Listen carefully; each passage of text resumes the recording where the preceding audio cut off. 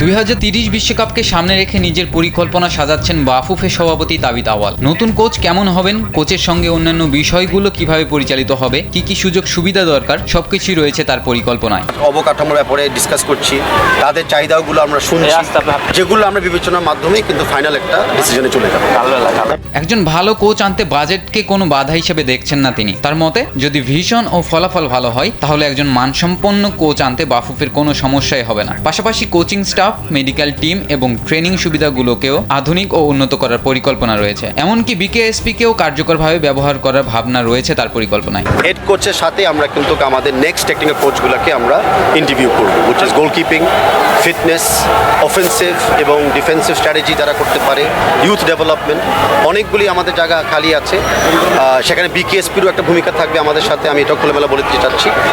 But সেই জায়গাতে আমরা ডেফিনেটলি ওপেন। এখানে দেশি বা বিদেশি অনলি লাইসেন্স, নন লাইসেন্স সেগুলো বিবেচনা যাচ্ছি না। যারা আমাদের ভিশনের সাথে এবং আমাদের আলটিমেট হেড কোচ এবং টিডির সাথে সমান তালে কাজ করতে ইচ্ছুক হবে, তাদের সাথে আমরা চুক্তি করব। সব মিলিয়ে স্পষ্টভাবে বোঝা যায় তিনি বাংলাদেশের ফুটবলের ভবিষ্যৎ নিয়ে কাজ করতে চান এবং দেশের ফুটবল অবকাঠামোকে শক্তিশালী করতে আগ্রহী। বর্তমান সাফল্যের পাশাপাশি দীর্ঘমেয়াদী বাংলাদেশের ফুটবলের উন্নয়নে কাজ করবে এমন একজন কোচই খুঁজছে বাংলাদেশ ফুটবল ফেডারেশন।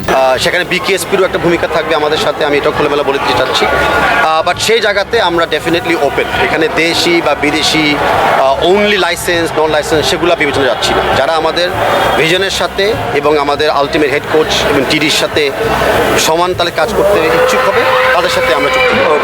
যদি এসব পরিকল্পনা বাস্তবে রূপ নেয় তবে সেটি হবে বাংলাদেশের ফুটবল ভক্তদের জন্য সবচেয়ে আনন্দের খবর। তবে বাংলাদেশের নতুন কোচ হিসেবে কে আসছেন তা জানতে অপেক্ষা করতে হবে রবিবার পর্যন্ত।